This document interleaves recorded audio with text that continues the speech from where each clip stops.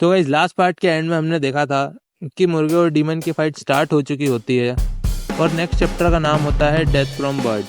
और चैप्टर की स्टार्टिंग में मुर्गे को धमका रहा होता है डीमन कि अब तू गया, और मुर्गा अपनी छोटी बहन को याद कर रहा होता है और उसे अपने सामने कोई और ही डीमन दिखाई दे रहा होता है।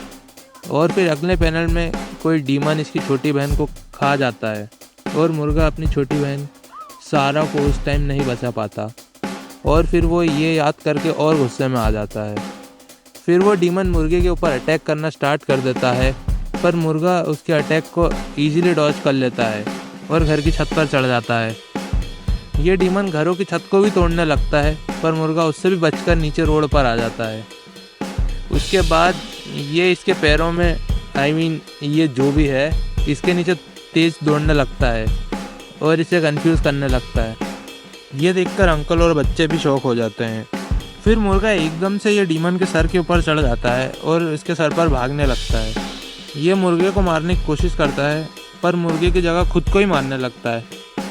फिर अगले ही सेकंड मुर्गा इसकी आंख फोड़ देता है, जिससे इस डीमन को बहुत दर्द होता है और ये ज़ोर से चिल्लाता है।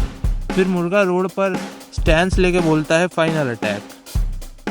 फिर वो एक लंबी सांस लेता है और इतनी सांस भर लेता है कि वो पूरा ही भर जाता है और बोलता है ये ले।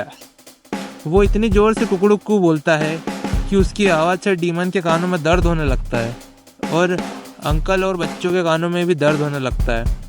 साथ ही साथ घर की खिड़कियों के कांच भी टूटने लगते हैं और डीमन का सर फूलने लगता है। धीरे धीरे सर फूलने लगता है और फट ही जाता है भाई।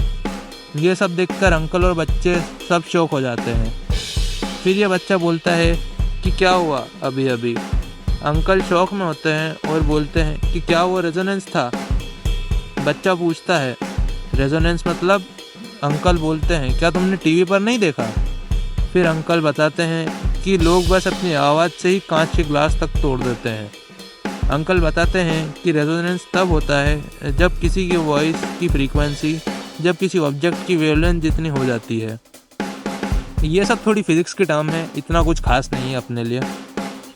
फिर अंकल मन ही मन में सोचते हैं कि क्या रेजोनेंस इतना पावरफुल भी हो सकता है। फिर अंकल मन में ही सोचते हैं कि ये मुर्गा है कौन। मुर्गा इस डीमन की बॉडी के ऊपर चढ़ जाता है और मार्क ढूंढ रहा होता है, जो उस डीमन के ऊपर था जिसने उसकी छोटी बहन को खा लिया था। पूरी बॉडी देखने के बाद भी मुर्गे को कोई मार्क नहीं मिलता है। इसका मतलब है कि ये वो डीमन नहीं था जिसने इसकी बहन को खाया था।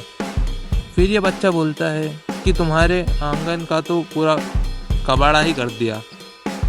फिर मुर्गा पता नहीं कहाँ से एक झाड़ू लेके आता है और फिर अंकल मुर्गे को देखकर समझ जाते हैं कि मुर्गा साफ़ सफाई करवाने में मदद करना चाहता है। मुर्गा भी इनकी साफ़ सफाई में मदद करते हुए बैग वगैरह भर रहे होते हैं कचरे से। फिर ये फाइनली सब साफ़ सफाई कर लेते हैं और फिर ये बच्चा मुर्गे की तारीफ़ कर रहा होता है कि पहले डीमंस को मारते भी हो, फिर साफ़ सफाई भी करवाते हो। You are hell of a rooster.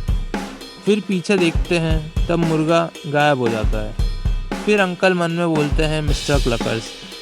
Uncle को भी मुर्गे को थैंक यू बोलने का हो रहा है, पर बोल नहीं पाए।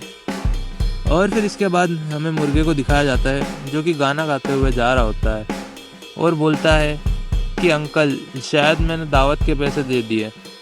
फिर ये मन में ही बोलता है कि मैंने डीमन को हरा दिया, साफ़ सफाई करवा दी, मैंने कुछ काम खाली नहीं छोड़ा।